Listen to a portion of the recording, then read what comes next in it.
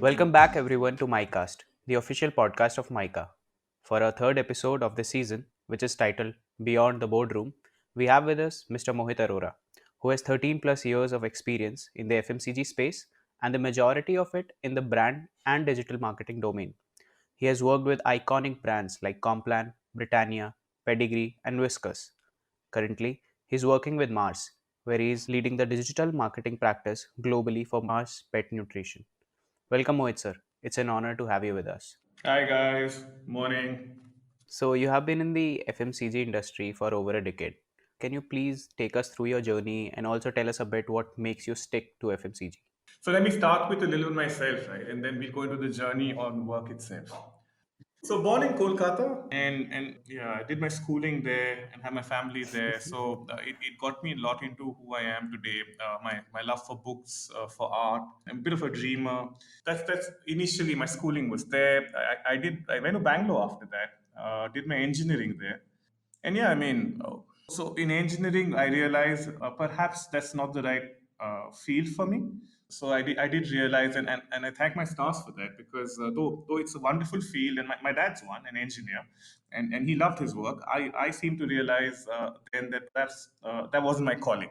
Yeah, and the cliche which goes, do what you love and work becomes fun, was something which did strike me then. And I looked around, I realized perhaps I like dealing with ambiguity.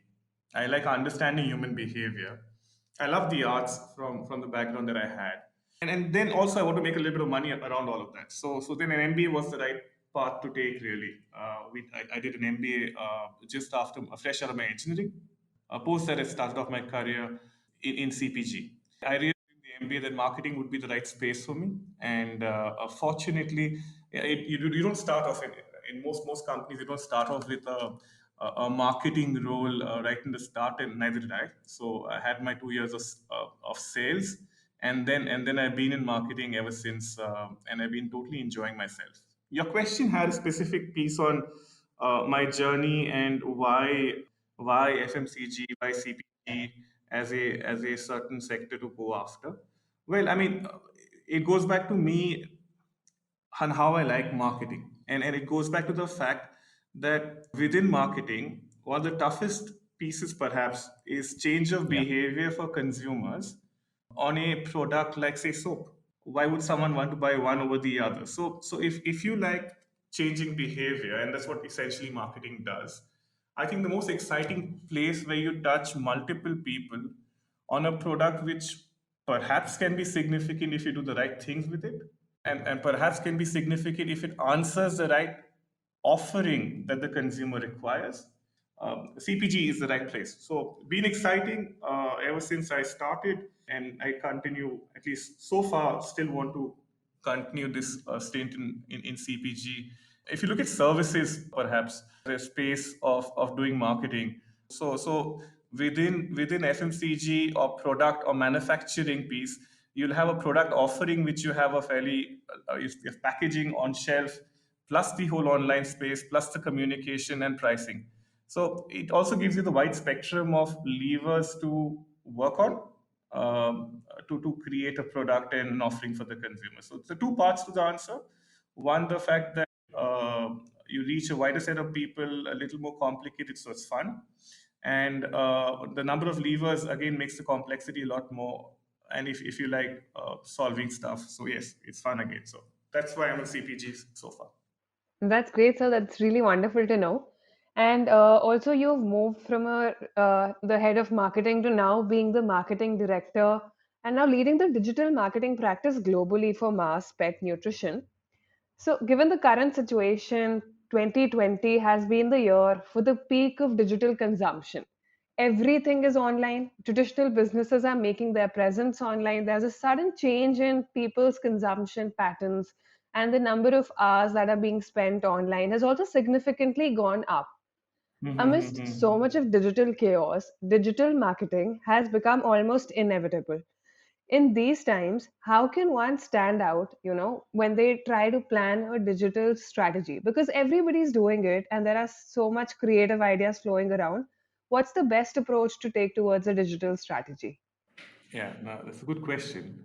But I'll sidetrack for a second and I'll jump back to the question. You were sharing something on it being sudden. Yeah. And it's I've been reading a lot of articles on the same and the sidetrack or the anecdote is this. In my head, so it's not that sudden really, guys. And the reason I mean it's interesting to see how digital has exploded in India. And if you look at 2015 and 16, yeah, I think that's when the trial on digital consumption and commerce really took a spike. Yeah. It was a hockey stick curve in my head. And now when we come to 2020 and March and the pandemic, yes, for sure, it triggered a very wide and a very large consumption. So I'll just share that out in my head. It started 15. It takes 4 5 years for something like this to move. But yes, India is in a place now where digital data consumption is huge. I mean, it's a big place. But sidetrack and back to your question, really. So my answer is, and I keep mirroring back whenever you try to ask me a question on online. The fundamentals remain the same online and offline. Yeah. So and there's some advantages that online has, and I'll point both out to you. So on the fundamentals, your big idea on your communication needs to be consistent with what your brand stands for. I mean, it's one of those obvious things we keep saying, but it's surprising when you get a great idea, and especially online with so many different platforms available. People tend to at times want to use a platform and they go a little away from what your brand stands for. So keep that consistency. Keep that consistency of any new idea you're trying out, any new insight you're trying out, keep it very close to what your brand stands for. Yeah. And the reason is it's fairly simple. There's so much clutter out there. You being distinctive, you being distinctive is more important than you being differentiated. You being distinctive for what you're known for. When you hear, I mean, ting ting ting, so Britannia comes to mind, right? Having the same tonality, the same brand assets, but with a fresh execution for sure. I mean, you need to give out fresh communication. So my piece, and I'm laboring on it because I think we don't do enough. It's not the exciting stuff; it's the hardworking stuff. But make sure when you create your communications for the digital platform, being as consistent and distinctive to what your brand stands for, make the familiarity come in because the intent of a communication is to address and remind the consumer, I am this brand, that it becomes very, very important for that piece. The other piece, and this is specific to digital and online and not probably as much on the offline world, make the content contextual. You can create content which is dynamic. You can create content which is relevant to the consumer. So, I mean, I'll go back to my category and talk about it. So, you can now identify within dog parents who are puppy parents who have a senior dog, and you can make the conversation more relevant for the by creating content which is say around immunity, for instance, for a puppy, and you can make some content for a senior dog around joints and bones, and they have problems with that. So digital allows you to make your content contextual and relevant. Use that. The third is also very important one for the online space, and for a better word, I'll call it synergy. Yeah, platforms enable the synergy. What do I mean by this? Yeah, what do I mean by what I'm just saying right now? I'm trying to share an example. So here comes one for Google right now. They have a way in which you can make your content served out dynamically basis basis queries the consumer is asking. So what if you as a brand could end up whenever I'm seeing something on YouTube, yeah, what if you as a brand could come up and say, hey, the weather outside is 30 degrees, feeling hot, refresh yourself with a cold drink. Dynamic, and it is contextual. It is done by the platform. It's not a creative which you have created. Yeah, you're just using what the platform is giving you as an extra benefit. Yeah. So the synergy between what your big idea is as a brand and how you use these new platforms makes a big difference. And I'll bucket all of this under something I would call push the ceiling. Yeah, this is all about doing the visionary, cool stuff, and then there is the execution stuff, raise the flow. So for one big Totally piece makes in my sense. learning so far, my experience has been uh, since there are so many platforms and there's so many ideas, you can do stuff on Facebook, you can do with influencers. Make your brief crystal clear and consistent. Yeah, definitely. Yeah. And this has put a lot of things in perspective regarding the digital boom in our country and the fundamentals of a digital campaign. As you said, digital campaigns have also the potential to leave a positive and a long lasting impact on a consumer, Yeah. but they can also go wrong at times. So, could you share a couple of pro tips and tricks to avoid a marketeer's nightmare? I don't know. Because you're asking Gandalf a question to answer. I mean, you don't have these answers very. They're not written in stone, but I can give it a try. I can give some Yeah. experience. But you're right. I mean, if I look back and look at this, you're right. I mean, Tesla is a good example, right? Elon Musk puts a tweet out, and the Hmm. prices go down 3% or 5% in a day. So yes, what you do on digital, yeah, it matters big time. And reason it matters is because it's a two-way street on online, unlike the passive media content on television and radio. Hmm. So yes, be careful on context and timing. It's easier said theoretically by me on a call to you than for a brand to think through. But Yeah. especially in today's world where a lot of campaigns are polarizing, you're taking up these cause-related, purpose-related conversations. Be careful on the context and the environment in which you're sharing and when you want to Yeah. share that. So it makes a difference. And yeah, there are big wins if it's a polarizing conversation and a few losses like what you talked about where things go wrong. Yeah. So ways to confront this. Organizations do that. All good organizations are doing this. They have an online reputation management team. I think. I mean, most companies would be having this, and this team is made so that they can work promptly, and they'll have a bunch of FAQs they'll have prepared out. So a lot of questions.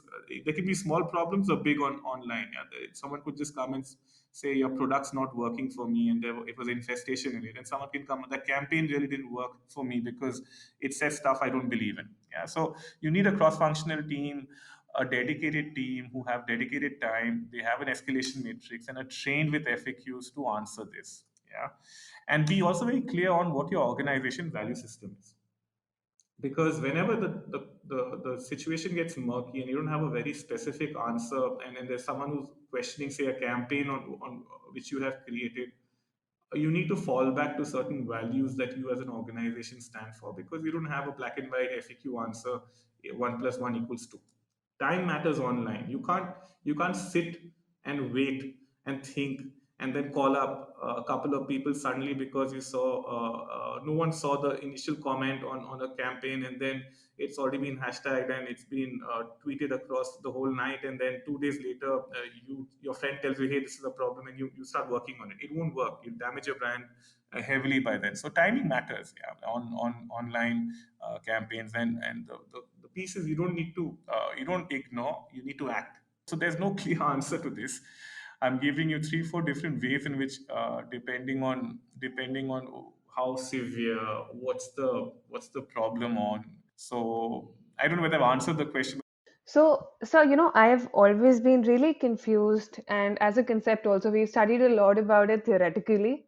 But right now, we would like to understand what is the practical difference when Mhm. it comes between the role of, a digital marketing Mm. versus the brand marketing roles, Mm. especially when we talk about the consumer packaged goods.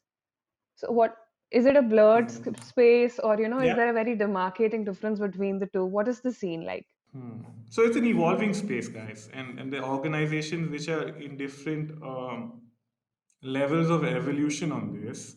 And so let me try to answer this, and it's broad as an answer. It's not specific to organizations. It changes, and I also share what the future might look like. So currently, so to speak, in our tradition, I won't call it tradition. In our regular marketing concepts of offline marketing, you have a brand manager. or you have a marketing manager who's the custodian in CPG business for the product offering in total.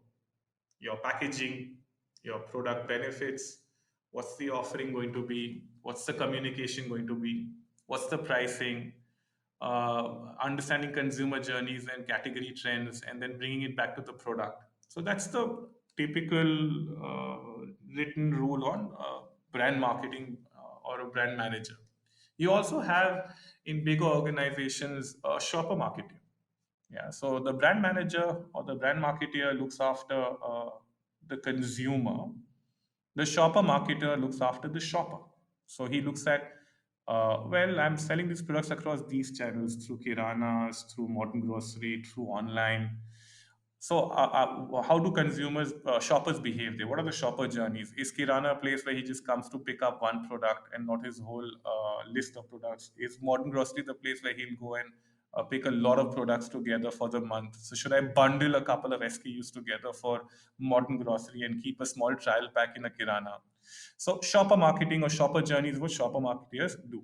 Yeah. So, that was how we know these two particular offline marketing streams. What happens on the digital side? And I'm talking CPG specific, not pure play online. Uh, Currently, most businesses have a digital marketer who would be looking at the integrated communication and media space.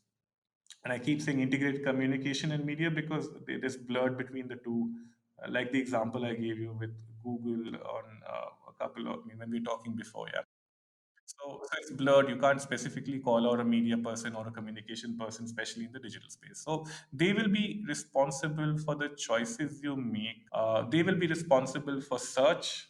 How do you do that journey? Websites, influencers. They'll help you make all media and communication choices online as one principal role they'll play. They'll also be responsible for data and analytics on the digital world. So largely integrated communication media to summarize data analytics and partnering with IT. So that's the digital marketer. Then you have an e-commerce marketer, similar to the shopper marketer. So where who looks within the platform into how do the pictures look of the product within the platform. What's the product display page? What does the content need to be within the platform? Yeah, how do we do search and display within the platform? So that's where we are currently, if I was to speak, in most companies, how offline and online is demarcated. Future will be different for sure. I mean, there will be organizations and hopefully more of them where you have the same guy doing both. You have upskilled everyone to understand, but there will be a role for digital marketing always. Perhaps that will move more and more to roles like mine, which is global. And the reason is evolution or the changes happen very, very rapidly on the digital space in terms of media consumption, permissions, consent, and they're happening every 3 months or 6 months. So someone needs to look ahead. Someone needs to look 3 years, 1 year, 5 year ahead. Start making pipelines on what you want to do and how do you want to synergize, how do you want to use that digital space. So those kind of roles will exist, and hopefully within marketing, a lot more businesses on CPG will have the offline and digital getting as merged into one, where the offline marketer is upskilled to understand. Totally. I think this was much easier to grasp than any of the concepts related to this that we studied in the textbooks. So I'm hoping that the listeners will also relate to it and find it easier to understand. Yeah, and instead of a clear demarcation between the two, I think there are a lot of finer lines that people are not even aware of. So, yeah, thanks for putting it out there. Yeah, now we'll move to the next segment wherein we have roped in our experts, our faculty members will be asking questions directly to the industry experts. So, the next question is from Professor Jay Trivedi. He's an area leader in the digital marketing specialization at MICA. Play his question and then you can answer it. Fair? Sure. Greetings, Mr. Mohit. This is Dr. Jay Trivedi. I am a faculty in the area of digital platform and strategies. I would be happy to understand from you about digital transformation. Digital transformation is a phenomenon across the industries. How is FMCG industry impacted by digital transformation? And what are the elements in the business value chain of the FMCG industry which are impacted by the digital transformation? The professor has asked a very important question, really, and it's a very live question which organizations are running through in our current day. And in fact, I'm currently handling one such within my organization. So yes, it's a live problem. It's not a problem. It's a live opportunity within businesses. And to his question around within the value chain, what's get impacted? How do you run one of these? It's a big change management project, a digital transformation project. So let me give some context, and then let me give you some pointers on this context. Take the India example right now, then the global one, because you relate more to what's happening here and now, right? So we have traditionally had big, great TV ads which have been made, and then generally shared out with the whole organization, and they're really good moving stuff. Which and then we say to our sales team, you know what, we're going to spend so much money behind this. It'll reach out to so many people. You go and sell your product. You let your trade know. Let everyone know. Your kirana store know there's going to be a lot of ad behind your campaign. It'll definitely have a pull, and consumers will come to ask. Yeah, there'll be it'll drive awareness and consideration. And this has been something which has been told to us for years, and because that was the way, and we've been sharpening our tools on that. We've been sharpening our tools year on year. We're pointed. We know how to look at. We know how to crack a communication for television. There's something called a link test, or there are a whole bunch of proprietary tools out there by researchers who help you check before you put that communication up. You get a score. The score's right. You're like, fun. I mean, I've done my stuff. I'm happy in life. Yeah. And what it helped is everyone was in an inertia of working in a particular way. So there's a lot to be done on digital transformation in an organization, because inherently there is not enough belief behind it, and it's the right reason, guys. I mean, a business is spending a lot of money behind stuff. Yeah, so they want to see ROI. They want to see results. So there's a big work to be done around digital transformation. It starts from driving awareness, and everyone needs to go through an upskilling. Is one way to manage a change management. So you made your senior leadership aware. You've made your entire marketing community upskilled on how to use and make choices. Spend a lot of money initially on, and invest on doing proof of concept, constant dialogue, and that's the first piece on the transformation. Get your senior leadership behind it. First thing.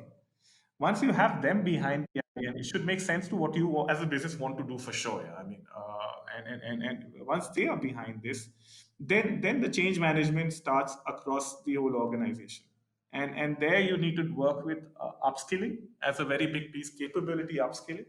So these organizations will have 500 to 600. No, I'm talking globally. So in India, you'll have 30 to 40 marketing, a team of 30 to 40 people in the marketing team. Yeah, with different understanding of what does. So how do you bring them? A lot of what we do in marketing is belief. There needs to be a strong belief that this works for the internal team. So when I'm talking belief right now, I'm talking within the system in a transformation. There needs to be belief, and they should be convinced when they're walking into a kirana store. A sales executive is walking in some part of the country. Ki, हाँ, इससे sales बढ़ेगा. He needs to, and if that belief is not there, this will fall flat big time. Yes, sir. Totally makes sense. And so now we move on to the next segment. So we told our students that we are having an industry professional from the FMCG sector, and they were really curious to ask a lot of questions from you. And we've picked up two best questions that we thought were related to the industry and are a little not directly from the marketing perspective, but they are something that's really caught our eye, and we would like an answer for that. Sure. So the first question is from Pranav Sinha. He's a student from PGP1. So he's asking, with automation and social distancing coming into play quickly, Where do we see on ground sales and on ground marketing happening 5 years from now? So, Pranav, it's a good question. As a business, it's not the online or the offline channel that we invest behind because we want to promote a channel. It depends on how the consumer wants to shop. So, if consumers will start moving, and they have, yeah, and there's been some incredible big jumps across businesses on online buying. So as the consumer shopper journey changes, where he finds, and because of the pandemic, and then that becomes a trial and then becomes a habit post because of the convenience. As the shopper journey changes from buying offline to buying online, companies will invest a lot more on the online space. You will see huge shifts on the amount of percentage of sales coming from the online channel within CPG also. My last understanding is around 7 to 8% is the current online channel share within the different channels from which you end up making sales. So Kirana, modern grocery, the wholesale. So around 7-8% is online. This, I'm sure, has doubled itself, if not more than that, in the last 3 months for most organizations. It happened for us. Yeah, it's gone up very quickly, and it'll continue to grow up quicker. So one answer to that, there are two, three answers to that. The one answer is business are trying to understand what they need to do in the online space because the shopper journey has changed. Shoppers want to go online more and buy, and we as marketeers or we as a business will follow what consumers want. Yeah. So if that shift has happened, you need to follow it. And therefore there is a lot of investment in organizations to understand, unlock online e-commerce or online commerce. There's work which is being done in some companies around D2C, which is direct to consumer. There's some work which is an innovation pipeline to what can be the future, and there's some who are right now just figuring out how to use the e-commerce marketplaces which are there existent in your country better. So that's where businesses are moving with this now.